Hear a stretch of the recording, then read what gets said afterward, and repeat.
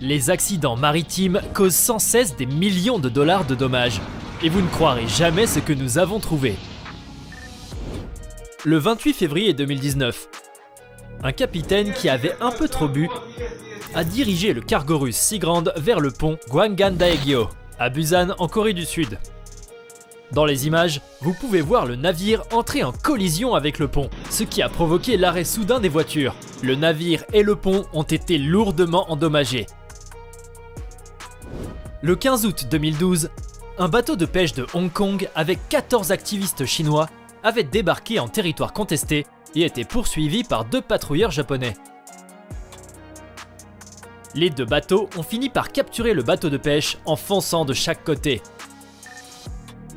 Regardez les images dramatiques du MS Ostand Spirit de 28 000 tonnes qui a été précipité sur terre dans un chantier naval en Turquie. Avec les klaxons qui retentissent, le navire atteint sa vitesse maximale avant d'atterrir sur la plage entre 2 autres navires. Non, le capitaine n'était pas ivre ou perdu. Le navire allait être mis au rebut et il a été volontairement échoué. En 2019, un énorme navire de croisière, le MSC Opera, a perdu le contrôle de ses moteurs, ce qui a entraîné l'écrasement d'un quai et d'un petit bateau appelé River Countess à Venise en Italie. Des images de l'accident ont été capturées, montrant des gens qui couraient depuis le petit bateau sous les klaxons provenant du MSC Opera, alors que le navire percutait le quai et grattait le long du côté du petit bateau qui grinçait comme s'il était fait de papier ou de plastique. En voyant la taille du bateau de croisière par rapport au petit bateau, on se demande comment il a survécu. En 2018, des gens à bord d'un petit bateau avaient allumé leur caméra alors qu'ils regardaient un pétrolier de 225 mètres se diriger vers un manoir d'1 million de dollars du XVIIIe siècle. Le Vita Spirit aurait dû jeter l'ancre pour s'arrêter, mais il ne l'a pas fait et s'est écrasé dans le manoir historique, arrachant une partie de son toit et les coins du bâtiment ancien. En 2017, le Tolunais a percuté un bateau de la garde côtière turque qui se trouvait juste devant lui. L'étrave du Tolunais heurte le plus petit bateau et le fait pivoter. Au passage du navire, on peut voir le bateau de la garde côtière SG-25 chavirer. Le Tolunais ne s'arrêta pas et continua à naviguer comme si de rien n'était. Le 24 février 2020, le pétrolier géant Stellar Banner s'est échoué et s'est fortement incliné sur tribord dans l'eau. L'équipage a été évacué et le navire a été renfloué afin que les équipes de sauvetage puissent extraire 3500 tonnes de mazout et 275 000 tonnes de cargaison de minerais de fer. Mais on a découvert que le navire ne pouvait pas être réparé et il a été délibérément sabordé. Des images dramatiques ont été prises du navire de 440 924 tonnes qui coule dans l'eau. Et le son lorsqu'il coule est étrange et incroyable.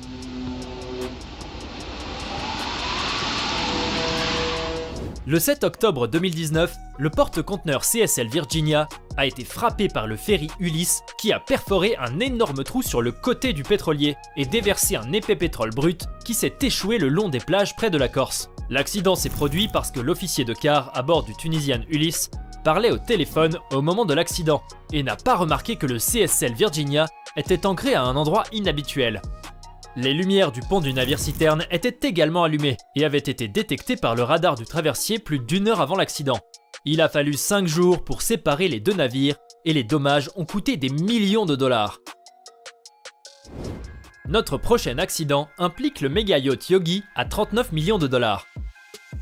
Dans les images tournées à bord d'un hélicoptère, le yacht peut être vu sur son flanc dans une mer agitée et par mauvais temps, alors que l'équipage est évacué. La raison pour laquelle le bateau a coulé est la surchauffe d'un des moteurs, puis la défaillance de la porte arrière qui a laissé l'eau entrer. Le deuxième moteur est tombé en panne et l'embarcation a fini par couler en 5 heures. L'équipage entier a été secouru, indemne mais frigorifié. En mars 2013, une vidéo a été filmée montrant 2 cargos trop proches l'un de l'autre.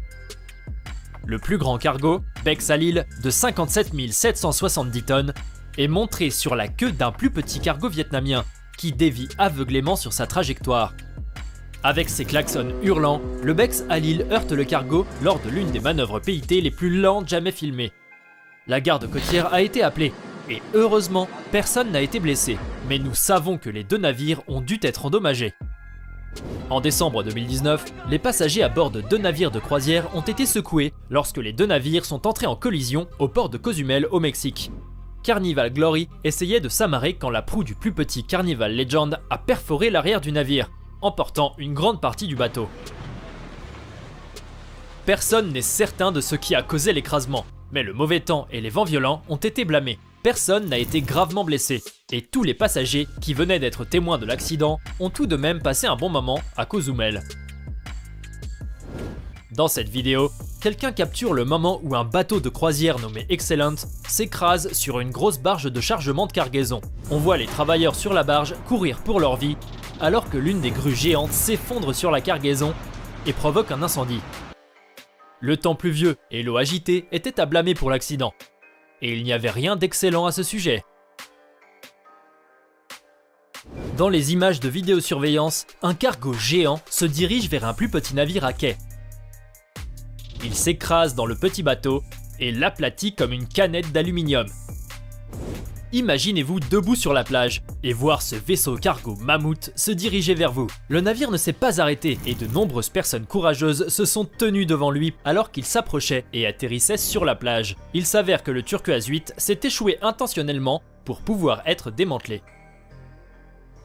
Dans cette séquence, vous pouvez voir un cargo tenter de passer trop près du navire à passagers Girolata. Il semble que le gros navire va passer sans problème. Mais alors, le désastre se produit et l'arrière du Girolata se fracasse dans les bateaux de sauvetage sur le côté du navire et les fait couler. Personne n'a été blessé, mais il y a eu des dommages importants et quelqu'un a bien dû s'expliquer pour l'accident. Parfois, les accidents de navigation ne sont pas en mer, et en avril 2014, une vidéo a été capturée du porte-conteneur de 185 mètres Hansa Constitution, qui dévie de sa trajectoire et se dirige vers le terrain de football de l'université de Hong Kong. Si vous regardez attentivement, des nuages de rouille sortent des chaînes d'encre alors que le navire géant s'arrête juste avant le terrain. L'accident a été attribué à une perte de puissance et à des vents violents. En juillet 2013, le cargo MOL Comfort a été chargé de 4382 gros conteneurs et de 7041 conteneurs plus petits à destination de Singapour et de l'Arabie Saoudite. Mais le navire n'a pas pu supporter le poids et la coque a commencé à se briser au milieu. L'équipage a été sauvé du navire en toute sécurité, mais plus tard, le navire s'est brisé en 2 morceaux, a pris feu, puis a coulé. Les cargos peuvent avoir des accidents sans casser en deux cependant. Et récemment, le navire One Epus s'est retrouvé pris dans une mauvaise tempête du Pacifique et a subi un effondrement massif de la pile de conteneurs qu'il transportait, avec 14 000 conteneurs de 6 mètres. De ce nombre, 1816 conteneurs remplis de piles, de feux d'artifice et 2 contenant de l'éthanol liquide ont fini par tomber dans l'océan et couler. Une perte de plus de 200 millions de dollars. Heureusement, personne n'a été blessé et le navire est rentré sain et sauf au port. On ignore de quel vaisseau il s'agit, ni qui est le capitaine. Mais quelques secondes avant qu'il ne commence à se déplacer sous un pont, il est clair qu'il n'y a pas assez de place, car des parties du vaisseau sont arrachées et les membres d'équipage commencent à courir pour leur vie. Mais ce n'est pas tout, apparemment le navire se déplaçait sous 2 ponts en même temps, et vous pouvez entendre le bruit désagréable du craquage du métal, alors que l'autre bout du navire se coince dessous.